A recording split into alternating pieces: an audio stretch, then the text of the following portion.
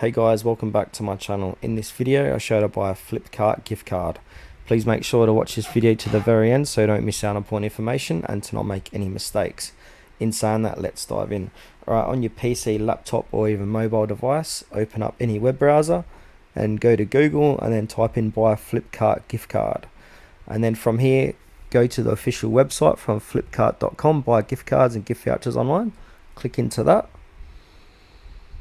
And once you're here, you got different types of gift cards. You can shop by price, 2,000, 2,500, 5,000, 1,500.